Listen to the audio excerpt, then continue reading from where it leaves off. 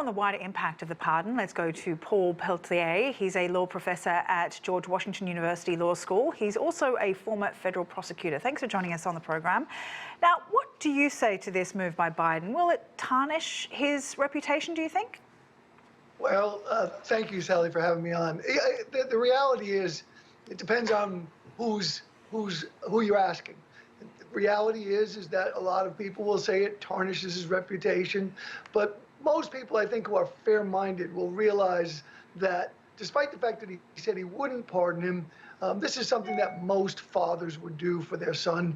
And looking at the crimes that he was both convicted of, number one, and number two, the crime that he pled guilty to, these are not extremely serious crimes and probably would not have warranted a jail sentence in the first instance. So if you're looking at it relatively speaking and fairly and honestly, this is something I think that most reasonable people would expect.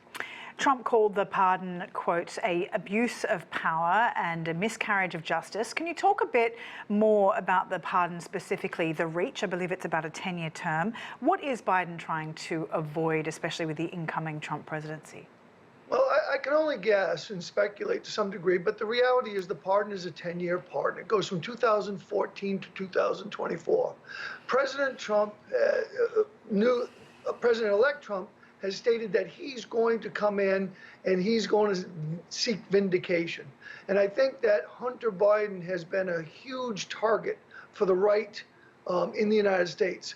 My guess is this was an effort by President Biden to protect his son from somebody who wants to go after him because his name is Biden. Mm. Now, Biden has pardoned fewer people than most US presidents in recent history. Clinton pardoned his brother-in-law, Trump pardoned his in-law Charles Kushner, then elected him to be US ambassador to France. So no matter which side of the political aisle they stand, are presidential pardons kind of a normal thing for outgoing presidents to do, especially one like Biden, whose political career is more or less at an end?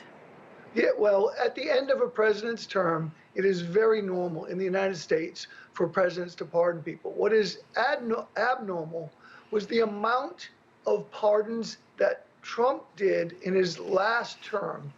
And what is even more abnormal is that he didn't use the Department of Justice Pardon Committee to evaluate most of them.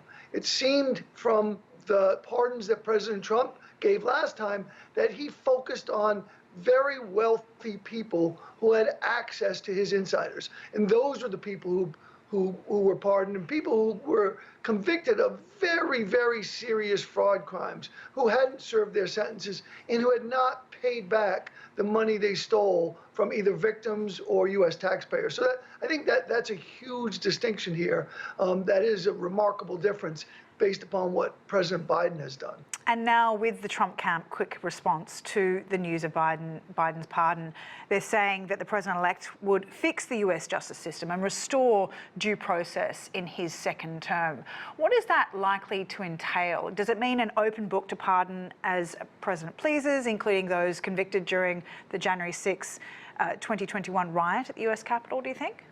Well, I think that President-elect Trump has been very clear that he's going to pardon hundreds of people who assaulted police officers at the Capitol on January 6th. And, you know, we can take him at his word. At this time, he's sometimes come through on his word.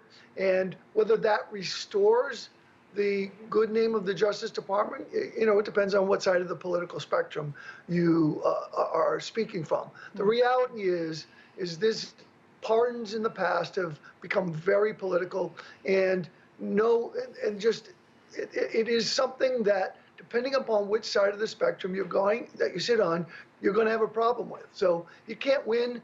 You can't win in terms of the public opinion, and I think Biden did what he thought was best for his son, and that's just the way it is. So do you think we should expect more pardons then from Biden before his time is up, and if so, who?